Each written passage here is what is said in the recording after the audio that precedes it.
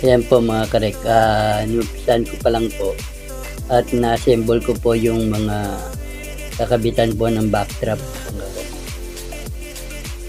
Yan po yung wala pang ayos po mga karek. At ito naman po yung mga sagis. Itatayo po yung mga mesa.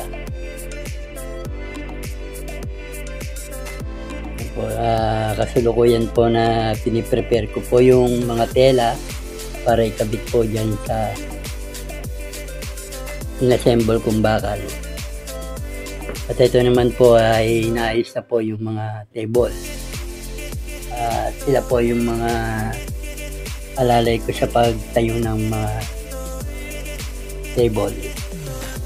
Ito na po yung mga karek, yung ginawa kong backdrop, yung assemble bakal.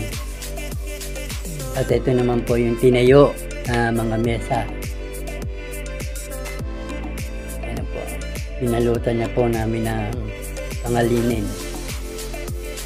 At ito naman po yung buffet at yung backdrop niya. Na-assemble din po ang bakal yan.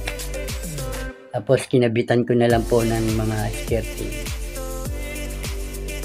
Ayan po mga karek.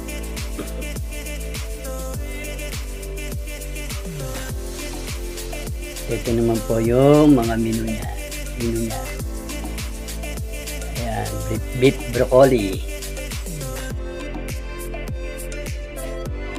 At mga scooper. Chicken teriyaki.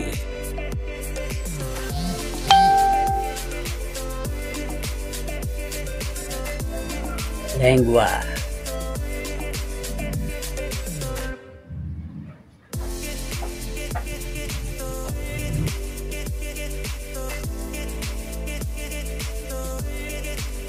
Ayan naman po si Sir Derek, ang aking boss.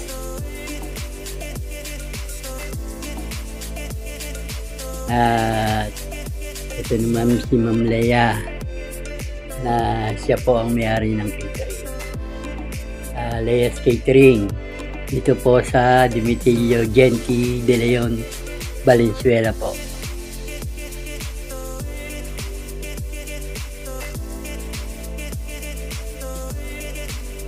Po yung kabuuan na inayos ko mga karek. Sana nagustuhan nyo mga karek. Huwag nyo lang po i-skip yung ads ko mga karek.